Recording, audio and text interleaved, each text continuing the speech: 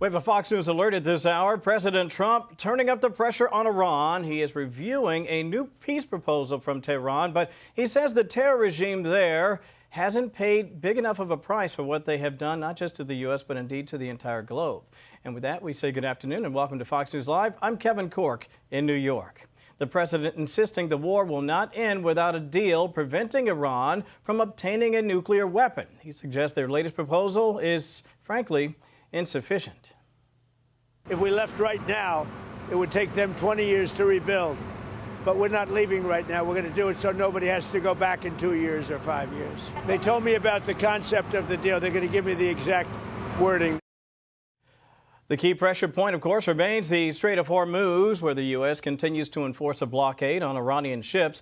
CENTCOM just confirming that as of today, 49 commercial vessels have been redirected. Correspondent Bryan Llenas, live in Tel Aviv with the very latest. Brian. Kevin, and just breaking moments ago, the United Kingdom Maritime Operations says that a large cargo ship has been attacked by multiple small boats. That is what that ship is reporting to the UK Maritime Operations. Keep in mind that Iran has attacked at least 4 vessels in the Strait of Hormuz since using those fast boats since this war began. Meantime, the White House has not released any details on the latest peace proposal that has been sent back to the United States from Iran. But according to President Trump, it's not looking very optimistic. This is what the president posted on Truth Social. Quote, "I will soon be reviewing the plan that Iran has just sent to us, but can't imagine that it would be acceptable and that they have not yet paid a big enough price for what they have done to humanity and the world over the last 47 years. The president told reporters yesterday that he'd like to eliminate Iran's remaining 15% ballistic missile capacity and left the door open for restarting military strikes in Iran. Under what circumstances would you restart military strikes on targets? Well, I don't want to say that. I mean, I can't tell that to a reporter. If they misbehave, if they do something bad, but right now, we'll see. But, you know, it's a possibility that could happen, certainly.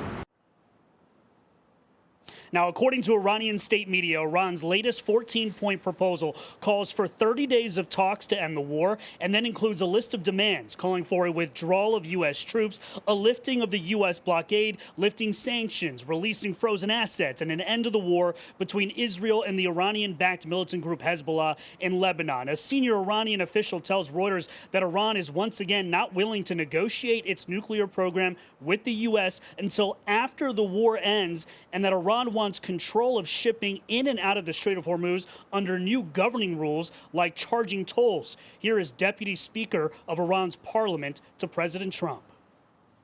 He has now raised the issue of a blockade. Be certain that this too will fall. What is certain is that we will not step back from the Strait of Hormuz, and it will not return to its pre-war state. The U.S. blockade of Iranian ports continues choking Iran's economy. CENTCOM says 49 ships have been blocked, totaling at least $6 billion worth of oil that Iran cannot sell.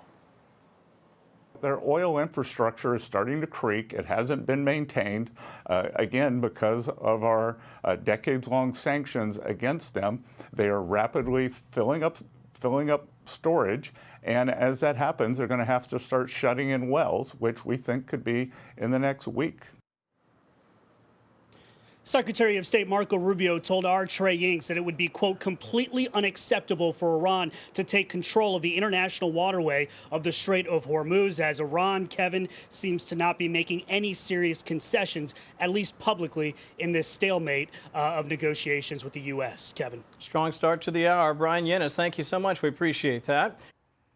Be sure to like and subscribe for all the Fox News latest on YouTube and catch full shows streaming now on Fox One.